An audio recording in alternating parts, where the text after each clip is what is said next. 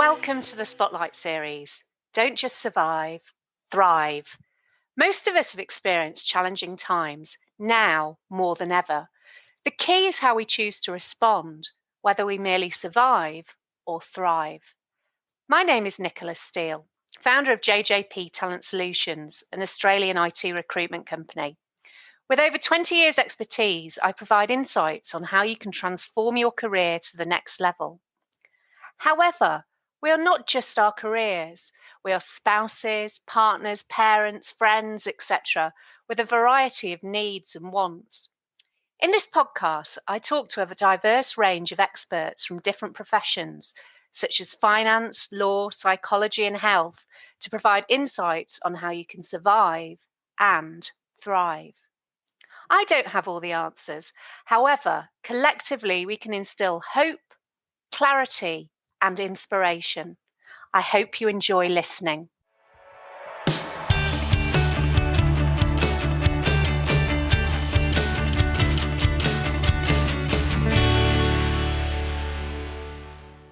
I'm delighted to introduce Llew Jury. Llew is Director of Sprint Ventures, Advancer and Reload Business Group, as well as Entrepreneur in Residence at River City Labs. Llew, thank you for joining me on episode 6 of the Spotlight series, Don't Just Survive, Thrive. Thanks. Great to be here. Thank you. So, Llew, tell me a bit more about you and what you do. Well, Nicola, I'm the founder and chair of Reload Business Group, which is a digital marketing agency in Brisbane, London and Manila. I've been doing that for 13 years and 3 years ago I became chairman of that company and handed it over to a very capable managing director and management team. So that's allowed me to build a number of other businesses, including Sprint Ventures, where I'm the founder and managing director of, which is a early stage venture capital firm that's investing in quality startups. I'm also the director of Advancer Group, which is a leading Brisbane HR company that uses technology to drive change for organisations. And within that, I'm a founder of Socially, which is a micro and a virtual events company. And the final thing I do in my spare time is I'm the entrepreneur in residence at River City Labs, which is Queensland's leading ecosystem of startups and scale-ups, as well as the accelerator programs that's based in Fortitude Valley. Wow. So in your spare time you do that. You sound like you don't have much in the way of spare time by all that you've achieved over the last 13 plus years. It's very busy times. So it's good fun though. Keeps me young. Well, exactly. It's good to be busy. And so you grow, mentor, invest in early stage startups, and obviously the entrepreneur in residence at River City Labs. So we're in the midst of this crisis. What has been the impact on early stage startups and also scale-ups, have you found? Well, Nicola, I think the first thing is a positive thing. The great scale-up businesses are really adapting, pivoting, and changing. They're transforming before our eyes through this crisis, and they're going to come out stronger. They're going to be much more wiser as founders and teams. They're going to be leaner. And that sometimes is a good thing because it increases the speed of scale, but it also means that customer validation is done in the right way a lot quicker, and that's a good thing. We're seeing that capital is drying up for early stage venture capital, angel investors, and companies that are trying to get funds are finding it harder. And it's drawing out the time and availability of capital. The other thing is companies are going to have to realise amongst all of this that they're going to need funds to last them up to 24 months, where it's no longer a bridging round, so to speak. When they raise money to try and get them through the next phase of their growth, whether that's international or national, they're going to have enough capital to last these tougher economic conditions.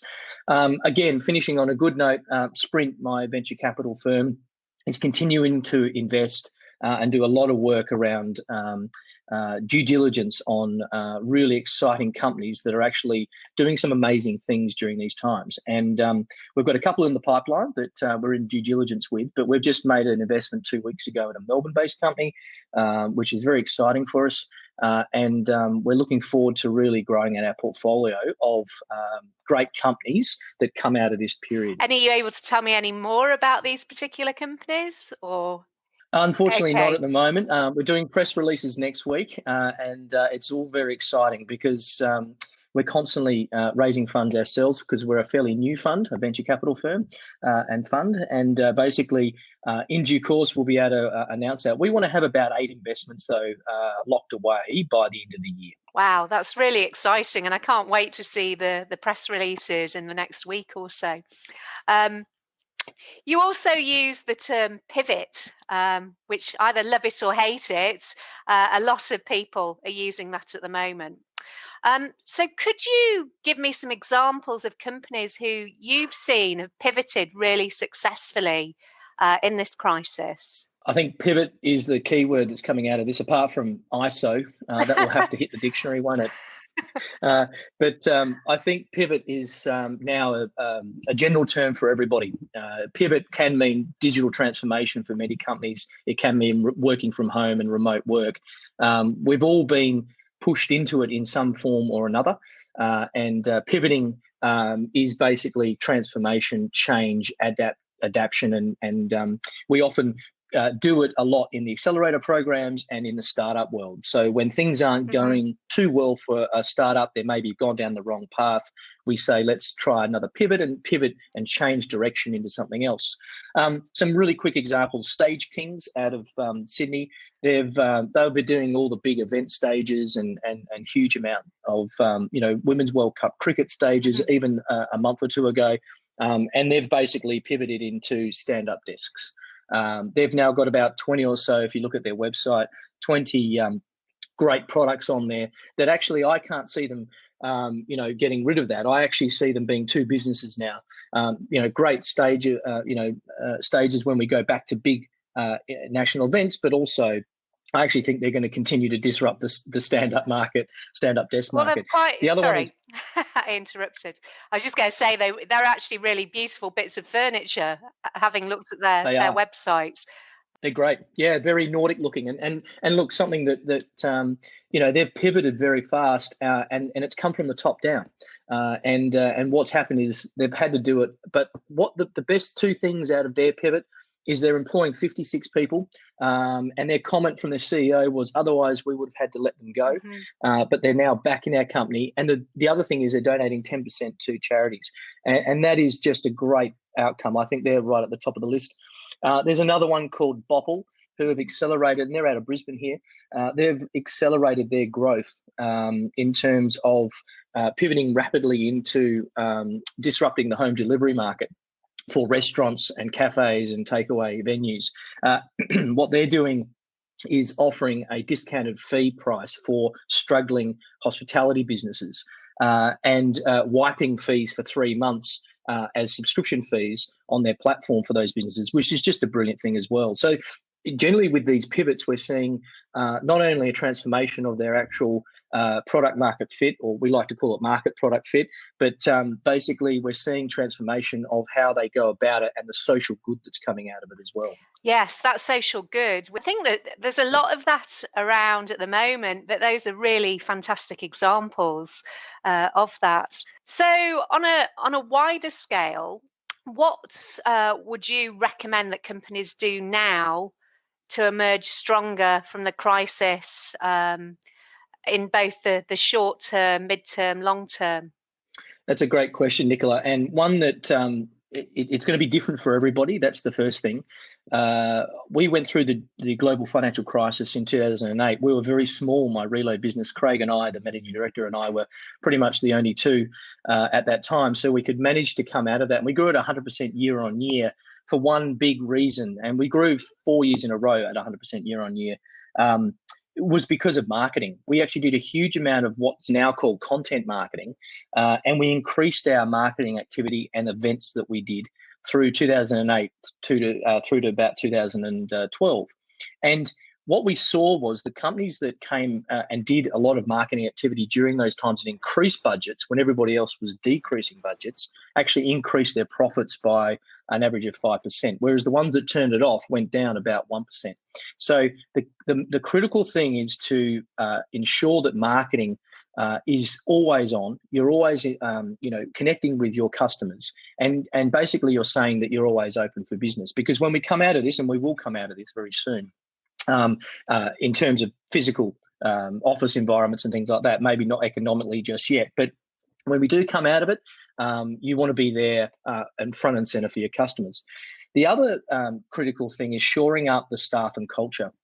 When we come out of this, we also want the culture of your organisation to be better than it was when you went in.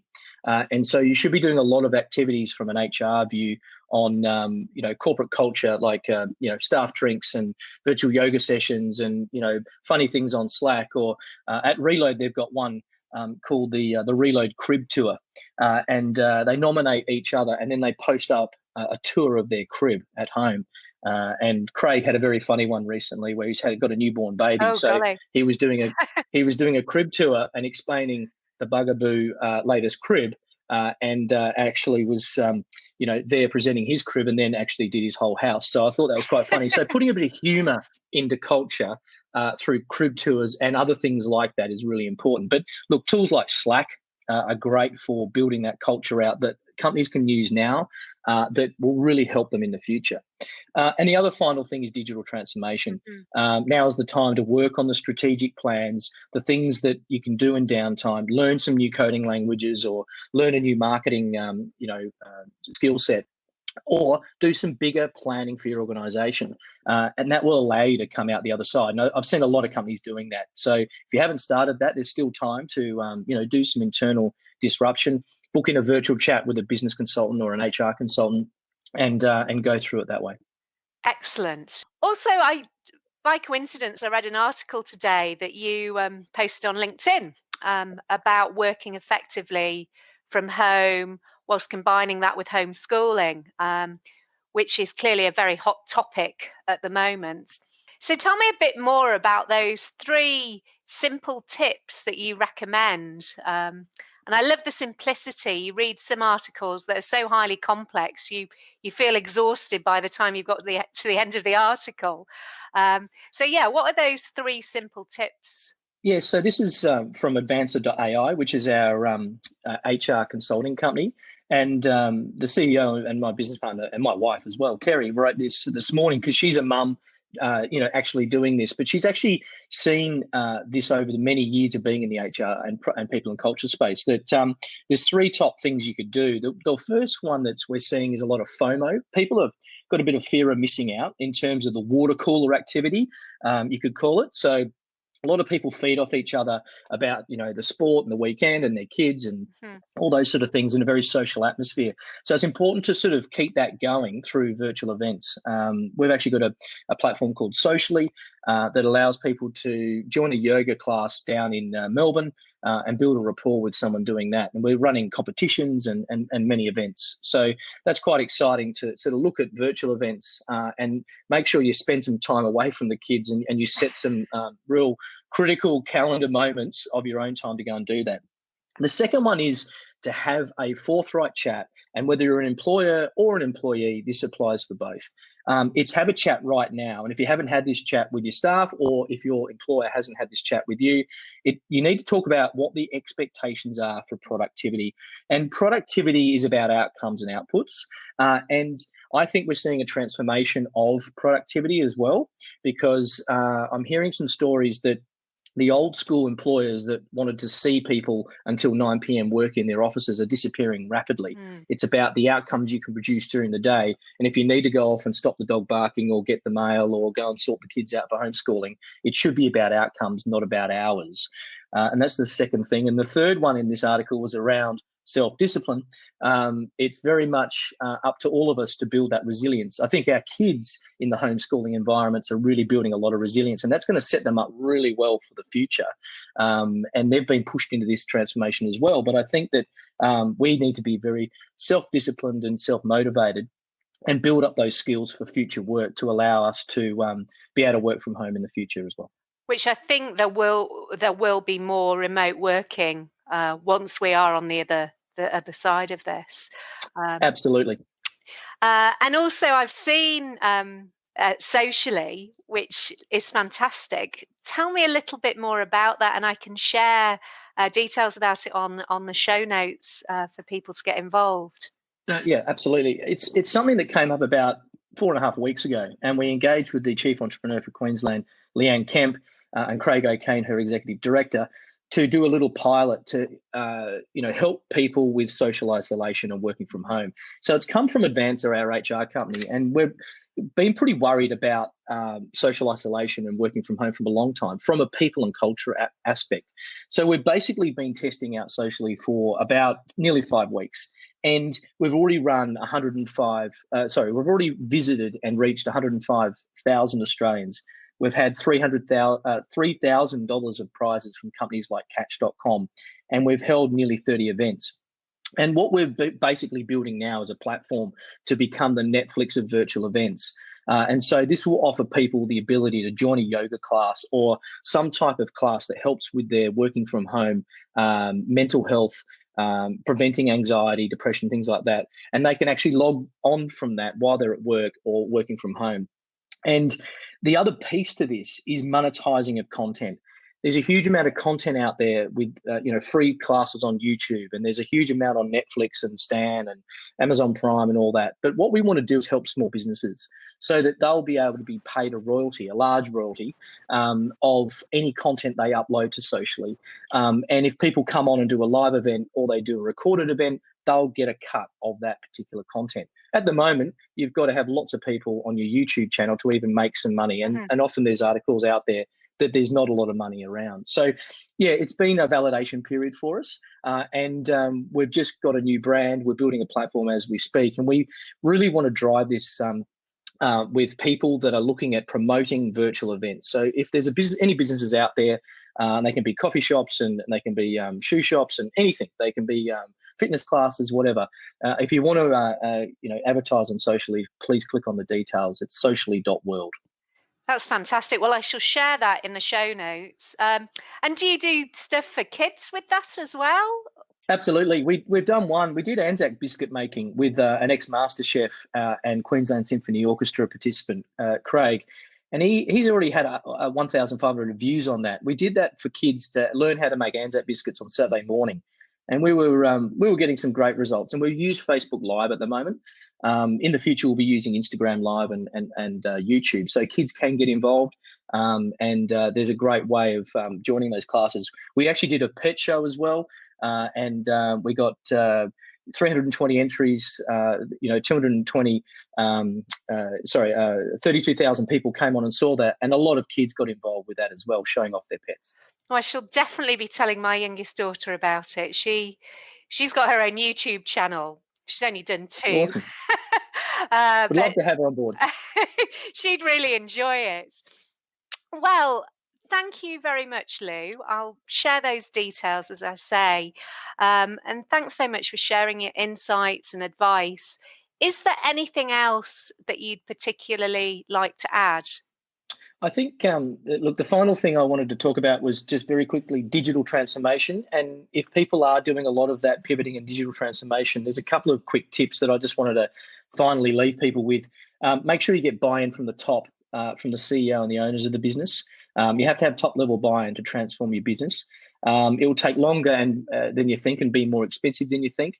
And the final sort of HR thing I wanted to leave was if you are doing digital transformation, and most of us are, let's face it, during these times, make sure you empower your staff and communicate from the outset that there will be change. And if they see someone doing a digital transformation meeting or they see an agenda, they're not necessarily going to lose their jobs. Because I think the biggest thing of worry at the moment is people losing their jobs. And I just think that it's important that transformation occurs to improve efficiency and productivity, rather than trying to, make change to the employment cycle. So, look, I think transformations were good, and especially digital transformation. And I think that the long term, we're going to come out of this in great shape. And there's going to be some amazing innovation and scale-ups that come out of this. And if we can all hold on and hopefully everybody can get through this together, we'll come out really well on the other side. Thank you. Absolutely. Thank you very much, Llew. Thanks, Nicola.